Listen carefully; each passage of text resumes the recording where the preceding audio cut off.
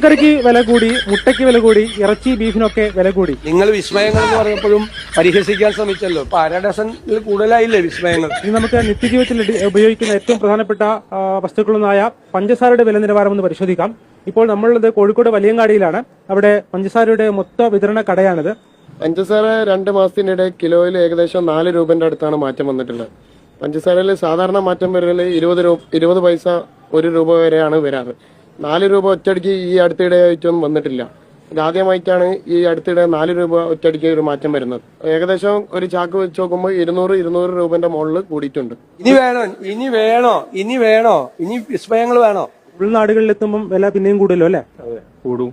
അപ്പോൾ ഇവർക്ക് ഇവിടുന്ന് പർച്ചേസ് ചെയ്തിട്ട് അവരുടെ ഷോപ്പിലേക്ക് എത്തുമ്പോഴേക്ക് കൂലി ചെലവുകൾ മറ്റുള്ള എല്ലാ എക്സ്പെൻസൊക്കെ കൂട്ടിയാണ് അവർ വിൽക്കുന്നത്. അപ്പം മിക്കവാറും 51 രൂപക്കെങ്കിലും ഇപ്പം വിൽക്കണം, എന്നാലേ അവർക്കെങ്കിലും ഒക്കുള്ളൂ. എന്നോട് ഒരു 4 ദിവസം മുമ്പ് ചോദിച്ചിരുന്നു. അപ്പൊ ഞാൻ പറഞ്ഞല്ലോ ഉണ്ടാവും, ഇനിയും ഉണ്ടാവും. ഇനി വേണോ? സംസ്ഥാനത്തെ പാവപ്പെട്ടവർക്ക് കിലോയ്ക്ക് 27 രൂപ നിരക്കിൽ റേഷൻ കടകൾ വഴി നേരത്തെ പഞ്ചസാര വിതരണം ചെയ്തിരുന്നു. പക്ഷേ മഞ്ഞക്കാടുകാർക്ക് ഇപ്പോൾ പഞ്ചസാര നൽകുന്നില്ല.